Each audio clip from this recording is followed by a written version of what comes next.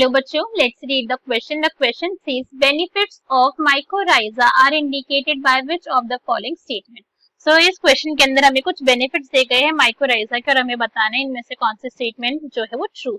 तो question start करते हैं. सबसे पहले हम क्वेश्चन को सॉल्व करने का की कॉन्सेप्ट देखेंगे. की कॉन्सेप्ट और क्वेश्चन को सॉल्व करने का की कॉन्सेप्ट क्या है हमारा कि हमें माइकोराइजा के बेनिफिट्स के बारे में नॉलेज होनी चाहिए. ठीक है, कि माइकोराइजा के अंदर किस किस टाइप के बेनिफिट्स होते हैं. अगर हम माइकोराइजा की बेनिफिट्स की बात करें, सबसे पहले जानते हैं माइकोराइजा होता क्या है. माइकोराइजा बेसिकली क्या है, ये फंगल एसोसिएशन है. क्या होती है ये? फंगल में भी एसोसिएशन कौन सी होती है? सिम्बायोटिक.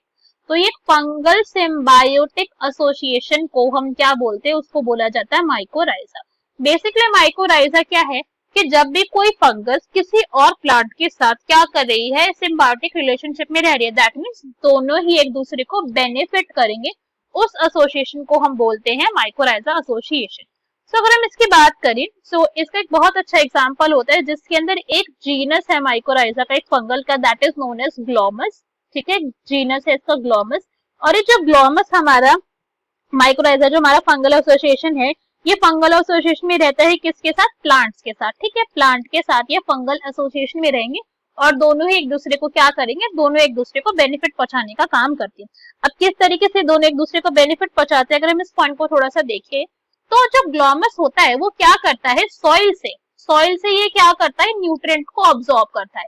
तो क्या करता है? न्यूट्रिएंट ऑब्जॉर्ब करता है. कौन सा? मेजरली फॉस्फोरस को ऑब्जॉर्ब करता है. सॉइल से फॉस्फोरस इसने ऑब्जॉर्ब करा और इसने फॉस्फोरस किसको दे दिया? प्लांट को दे दिया कि ले तू फॉस्फोरस ले और तू खाना बना ले, तू ये काम कर ले, मैं तुझे क्या कर रहा हूँ? मैं तुझे बेनिफिट करवा रहा हूँ. अब प्लांट ने कहा कि अगर तूने मेरी इतनी मदद करी तो मैं भी कुछ ना कुछ तो तेरी हेल्प करूंगा, है ना.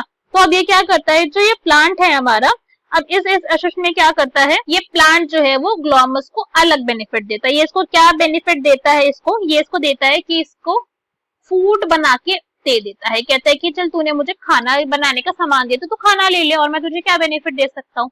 ठीक है, अब इसके साथ साथ ग्लोमस जो है वो और भी कुछ बेनिफिट्स जो है प्रोवाइड करवाता है किसको? प्लांट को. क्या क्या बेनिफिट्स प्रोवाइड करवाता है? अगर हम इस पॉइंट को देखें तो ये क्या करता है? इसको रेजिस्टेंट प्रोवाइड करवाता है.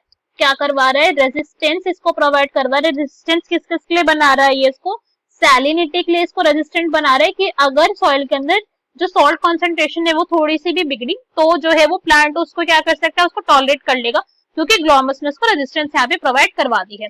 पैथोजन से यहाँ पे उसको रेजिस्टेंस देता है कि कोई भी पैथोजन आकर इसकी रूट्स को अटैक ना कर सके प्लांट की, तो उसकी रूट्स को कौन बचा के रखता है? ग्लोमस यहाँ पे बचा के रखता है.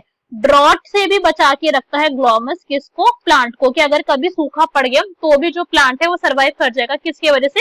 ग्लोमस की वजह से, जो कहाँ पे प्रेजेंट होता है? रूट के अंदर प्रेजेंट होता है.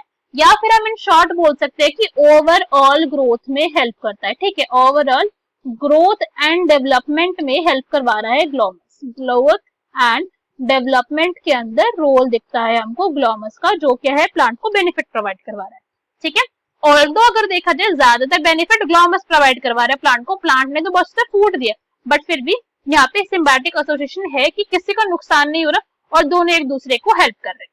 तो अब हमारे ऑप्शन रीड करते हैं. फर्स्ट में हमें गिवन है it shows resistant to root bond pathogen. तो बिल्कुल ठीक है, पैथोजन से बचाया ना इसने, रेजिस्टेंस दिया उसको. Next is it shows tolerance to salinity and pathogen. ये भी बिल्कुल ठीक है, सैलिनिटी और पैथोजन से भी उसने बचाया. It helps in overall increase in plant growth and development. तो ये भी क्या हो गया? हमारा करेक्ट पॉइंट हो गया. So correct answer will be D, that is all of the above is our correct answer.